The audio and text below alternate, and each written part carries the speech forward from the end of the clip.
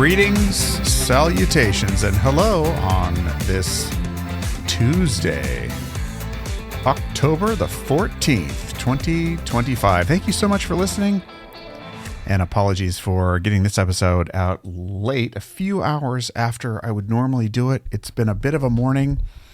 Woke up early this morning and realized I had an edit that I needed to make to both the video and the audio portion of my other business podcast, which is in pre-launch phase. So we've launched the pre-launch phase. And so that took me out, and then a bunch of other things came up and an appointment and all of that. But I did not want to miss this day.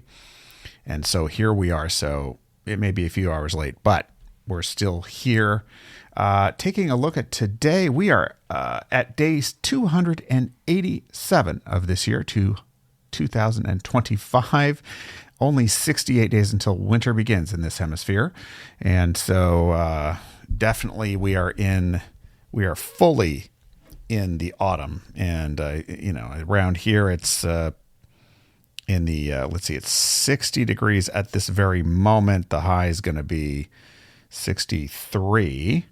And so, yeah, it's, what is that? That's 16 degrees Celsius at the moment. If you're hearing any noises coming through the mic that are not normal, this morning we had the gift of new scaffolding going up against the very large building next door.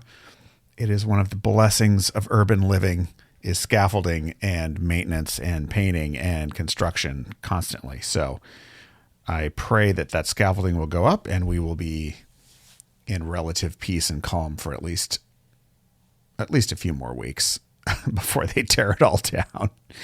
So just pardon that noise. We have to live with it. There's no way around it. In the city, you just keep rolling. All right. Random city for our 2-minute trip today is Cork, Ireland, which excites me. Cork, Ireland, city with a vibrant food scene, historical buildings, and a friendly atmosphere, known for its local markets and cultural traditions.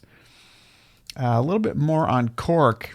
And this is from Wikipedia, so, we always got to take it with at least a little bit of a grain of salt, but usually it's got some good information. So Cork is the second largest city in Ireland, the county town of County Cork, the largest city in the province of Munster, and the third largest on the island of Ireland. As of the 2022 census, the population of Cork was 224,004 people. So, comparatively to the cities I'm used to living in, that is tiny. But, they got a couple 100,000 people. The city center is an island between two channels of the River Lee, which meet downstream at its eastern end. And what else? Cork was founded in the 6th century as a monastic settlement and was expanded by Viking invaders around 915. Its charter was granted by Prince John in 1185. Cork City was once fully walled, and the remnants of the old medieval town center can be found around South and North Main Streets. So there's a little bit, obviously there's a lot more to it than that, but Ireland, of course, is a ruggedly beautiful and green place, as we all know, and definitely on the bucket list. Have you been to Ireland? Tell us about it. Drop us a note. If you're on Substack, drop us a note about it. What's your favorite thing about Ireland? I definitely want to go. I've been to England, London years and years and years ago, and of course other parts in Western Europe, but not Ireland. I want to go to Ireland and Scotland as well, and who knows, Wales and all those places. It's a ruggedly beautiful, although rainy, part of the world. All right, so let's see. Oh, and I always like to say, what are they experiencing in Cork, Ireland these days? Fahrenheit-wise today, cloudy, high of 56 degrees Fahrenheit, which is 13 degrees Celsius, and it looks like they're in the mid-50s Fahrenheit all week long and cloudy and rainy. So it's on brand indeed. All right, so a quick share today, and then I've got to bolt because I've got a lot going on, and it's lunchtime. So Listen, it's been quite a road. I shared a little bit yesterday about the journey this year, and I'm, each day I find is very, very different. It just depends on what happens that day as far as, how upbeat I might be about it. I don't know if you're the same way, but the one thing that I think is the most important is that you keep on trudging no matter what. And I'm super excited because today I published the first pre-launch episode of the Building Business Relationship show. And it's about a 17-minute conversation with a guy named Adrian Foley. And he used to work in Hollywood, worked for Variety magazine, did a whole bunch of stuff in Hollywood, and then went on to become a very successful marketer. And he's the chief marketing officer for a company right now.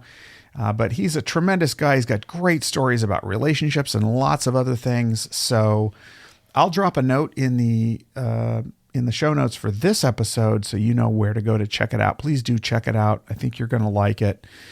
But the main point, the thing I want to share that I'm learning that maybe will help you is you can have all the ups and downs and all the rest, but if you're just plodding along and doing meaningful action every single day, even when you go in and out of kind of being connected with your priorities, you might get a little foggy. And I speaking of foggy, I hope you can hear the drilling going on. But even you can have all that going on, but you can still be making meaningful progress. And I think as long as you're putting in those reps and taking that next step forward, when things pass and you get to the next day or the next event or whatever, you've made meaningful progress. And so the feelings are not necessarily the facts on the ground. And I think it's important I need to be reminded of that constantly because, it's a marathon, not a sprint, right? So anyway, hope that helps you today with whatever marathon you are running in your own life. We all have them, and they're all full of a full range of challenges and excitement, and the good, the bad, and the ugly. With that, I will, as always, wish you all the very best, encourage you and myself. Be good to yourself, be good to others, and we will check back tomorrow. Until then, have a great day. Bye-bye for now.